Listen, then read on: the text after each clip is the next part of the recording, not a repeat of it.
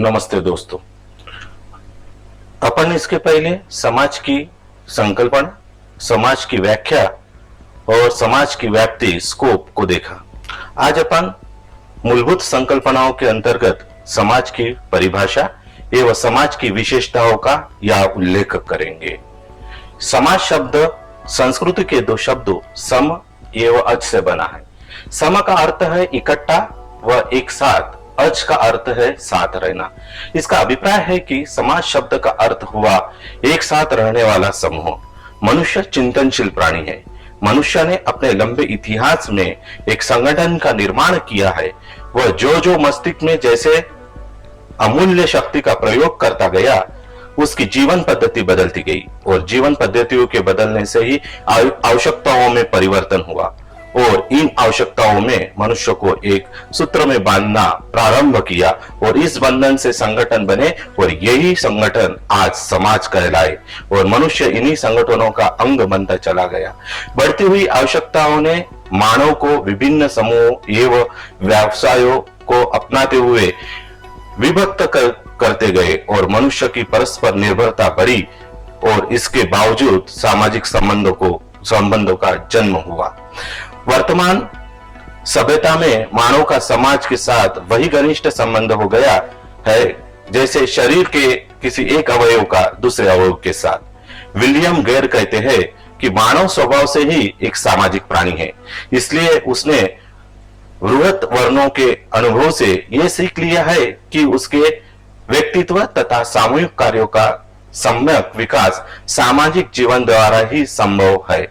Raymond ने कहा है कि एकाकी जीवन कोरी कल्पना है। शिक्षा और समाज के संबंध को समझने के लिए इसके अर्थ को समझना आवश्यक है।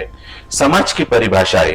ग्रीन ने समाज की अवधारणाओं की जो व्याख्या की है उसके अनुसार समाज एक बृहत बड़ा समूह है जिसका कोई भी व्यक्ति सदस्य हो सकता है। समाज जनसंख्या, संगठन, समय, स्थान और स्वार्थ से बना होता है। एडम स्मिथ कहते हैं मनुष्य ने पारस्परिक लाभ की निर्मित को जो कृत्रिम उपाय किया वह समाज है। डॉक्टर जोन्स कहते हैं मनुष्य के शांतिपूर्ण संबंधों और अवस्था का नाम ही समाज है। प्रोफेसर गिडिस का कहना है समाज स्वयं एक संघ है। यह एक संगठन है और व्यवहारों का योग है जिसमें सहयोग देने वाला व्यक्ति एक दूसरे से संबंध में होता है। मैकआइवर कहते हैं समाज का अर्थ मानव द्वारा स्थापित ऐसे संबंधों से है जिन्हें स्थापित करने के लिए उसे विवश होना पड़ता है। संक्षेप में यह कहा जा सकता है समाज एक उद्देश्यपूर्ण समूह होता है जो किसी एक क्षेत्र में बनता है। उसके सदस्य एकत्व एवं अपनत्व के में बंधे होते हैं। समाज की विशेषता है। समाजशास्त्रियों ने समाज की परिभाषा के अर्थ में ही उसकी विशेषताओं का उल्लेख किया है। समाज के साथ जुड़ी हुई विशेषताएं ही समाज के अर्थ को स्पष्ट करती है। हालांकि समाजशास्त्रियों में जॉनसन ने समाज के लक्षणों को बृहत अर्थों में रखा है। यहाँ हम समाज की कतिपय विशेषताओं का उल्लेख करेंगे जिन्हें सामान्यतः सभी समाजशास्त्री स्वीकार करते हैं। ये विशेषताएं एक से अधिक सदस्यता। कोई भी समाज हो उसके लिए एक से अधिक सदस्यों की आवश्यकता होती है। अकेला व्यक्ति जीवन यापन नहीं कर सकता और यदि वह किसी तरह जीवन निर्वाह कर भी ले तब भी वह समाज नहीं कहलाता है। समाज के लिए यह अनिवार्य है कि उसमें दो या अधिक व्यक्ति हो। साधु, सन्यासी, योगी आदि जो पंद्रहारों में और जंगलों में निवास करते हैं, तपस्या या साधना जीवन यापन करते हैं, वो समाज नहीं कहा जा सकता। बृहत संस्कृति। समाज में अगणित समूह होते हैं। इन समूहों को एथनिक समूह कहते हैं। इन एथनिक समूहों की अपनी संस्कृति होती है, एक सामान्य भाषा होती है, खान पान होता है, जीवन पद्धति होती है और तिथि त्योहार होते हैं। इस तरह के बृहत उपसंस्कृति जब तक देश के क्षेत्र में मिली जाती है तब वो एक बृहत संस्कृति का निर्माण करती है। दूसरे शब्दों में समाज की संस्कृति अपने आकार प्रकार बृहद होती है जिसमें अगणित उपसंस्कृतियां होती है।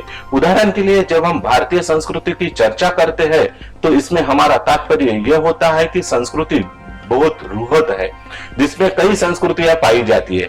हमारे देश में अनेक उप संस्कृतियां है। एक और इस देश में गुजराती, पंजाबी यानी भांगड़ा और डांडिया संस्कृति है, वही बंगाल की संस्कृति भी है। उप संस्कृतियों में भिन्नता होते हुए भी कुछ ऐसे मूलभूत तत्व होते हैं जो इन संस्कृतियों को जोड़कर भारतीय संस्कृति बनाते हैं।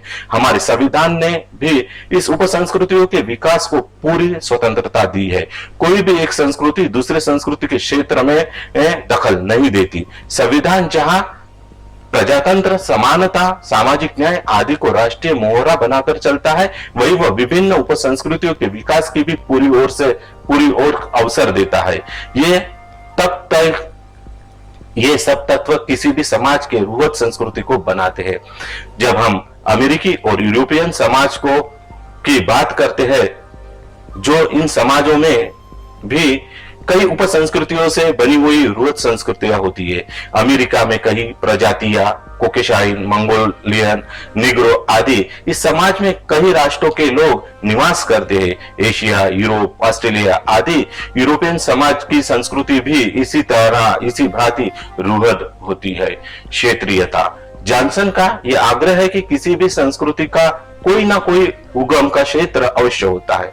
प्रत्येक देश की अंतरराष्ट्रीय सीमा होती है, इसी को देश की क्षेत्रीयता कहते हैं। इस क्षेत्रीयता की भूमि से ही संस्कृति का जुड़ाव होता है। यदि हम उत्तराखंड की संस्कृति की बात करते हैं तो इसका मतलब हुआ कि इस संस्कृति का जुड़ाव हिमालय और देवभूमि के साथ है। मराठी संस्कृति या इस अर्थ में मलयालम संस्कृति की भी अपने देश में भूभाग में जुड़ी होती है।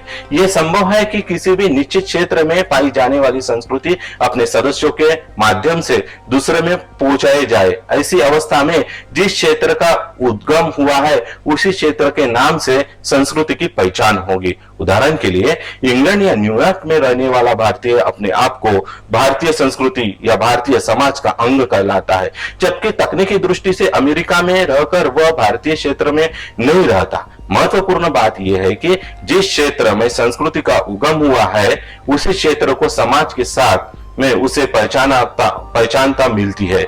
उत्तर प्रदेश में रहने वाला एक गुजराती अपने आप को गुजराती संस्कृति के साथ जुड़ा हुआ मानता है। उसकी भाषा, खान पान, तिथि, त्योहार उत्तर प्रदेश में रहकर भी गुजराती संस्कृति के होते हैं। सामाजिक संबंधों का दायरा। समाज के सदस्यों के संबंध विभिन्न प्रकार के होते हैं। समाज जितना जटिल होगा, संबंध भी उतने ही जटिल, भिन्न और जटिल होंगे। संबंध कई तरह के होते हैं, पति पत्नी, मालिक मजदूर, व्यापारी, उपभोक्ता आदि। इन विभिन्न संबंधों में कुछ संबंध संघर्षात्मक होते हैं और कुछ सहयोगात्मक। समाज का चेहरा हमेशा प्रेम, सहयोग और ममता से दोपयमान नहीं होता। इसके चेहरे पर एक बहुत बदसूरत भी होता है। समाज में संघर्ष, झगड़े, टंटे, मारपीट और दंगे भी होते हैं। जिस भांति समाज का उजला पक्ष समाज का लक्षण है, वैसे ही बदसूरत पक्ष भी समाज का ही अंग है। अतः समाज जहां मैत्रत्य का प्रतीक है, वही वह संघर्ष का स्वरूप भी है। श्रम विभाजन। समाज की गतिविधियां कभी भी समान नहीं होती। यह इसलिए कि समाज की आवश्यकता भी विविध होती है। कुछ लोग खेती में काम करते हैं और बहुत बड़े उद्योग में जुटे होते हैं। सच्चाई यह है कि समाज में शक्ति होती है। इस शक्ति का बंटवारा कभी भी समान रूप से नहीं हो सकता। सभी व्यक्ति को राष्ट्रपति नहीं बन सकते और सभी व्यक्ति क्रिकेट टीम के कप्तान नहीं बन सकते। शक्ति प्राय न्यून मात्रा में होती है और इसके पाने के दायरे बहुत अधिक होते हैं। इसी कारण समाज कई का भी हो, उसमें शक्ति बंटवारे की ही होती है, न कि व्यवस्था अवश्य होती है। शक्ति के बंटवारे का यह सिद्धांत ही समाज में गैर बराबरी पैदा करता है। यह आवश्यक है कि किसी भी समाज में गैर बराबरी थोड़ी होती है और किसी में अधिक होती है। हमारे देश में गरीबों का जो स्वरूप है वह यूरोप, अमेरिका की गरीबों की तुलना में बहुत अधिक विभिन्न स्वरूप में है। जब कभी समाज की व्याख्या की जाती है, जो इसमें श्रम विभाजन की व्यवस्था का एक अनिवार्य बिंदु होता है। कोई भी समाज जो विकास के किसी भी स्तर पर हो, उसमें श्रम विभाजन का होना अनिवार्य होता है। काम प्रजनन। समाज की वृद्धि और विकास के लिए बराबर नए सदस्यों की भर्ती की आवश्यकता होती है। ऐसा होना समाज की निरंतरता के लिए आवश्यक है। यदि समाज की सदस्यता में निरंतरता नहीं रहती तो लगता है कि समाज का अस्तित्व खतरे में है। सदस्य की यह भर्ती कई तरह से हो सकती है। साम्राज्य विस्तार, उपनिवेश व आप्रवासन, पर सामान्यतः समाज की सदस्यता की सततता को बनाए रखने का तरीका काम प्रजनन है। इसका मतलब है समाज के सदस्यों की संतान समाज के भावी उत्तरदायित्व का निर्धारण करती है। समाज के विभिन्न रूप। समाज के कुछ रूप निम्नलिखित है। पूर्व समाज तथा पश्चिम समाज। पूर्व औद्योगिक समाज, शिकार समाज, पशुपालन समाज, लघु समाज, कृषि समाज, सामंतवादी समाज, औद्योगिक समाज तथा उत्तर औद्योगिक समाज। सूचना समाज, ज्ञान समाज। कुछ शैक्षणिक, व्यावसायिक और वैज्ञानिक संघ अपने आप को समाज, सोसाइटी कहते हैं, जैसे अमेरिकन गणितीय समाज, American mathematical society, royal society आदि। कुछ देश में कभी कभी व्यापारिक इकाइयों को भी समाज कहा जाता है, जैसे कि कोऑपरेटिव सोसाइटी। यहां पर आज हमने समाज और समाज की विशेषताओं को के ऊपर प्रकाश डाला है। मेरे आपसे नम्र विनंती है कि इसके आगे भी हम समाजशास्त्र की मूलभूत संकल्पनाओं के विविध संकल्पनाएं आपके सामने प्रस्तुत करता रहूंगा। तो आप हमेशा इस चैनल को सब्सक्राइब कीजिए और देखते रहिए। धन्यवाद।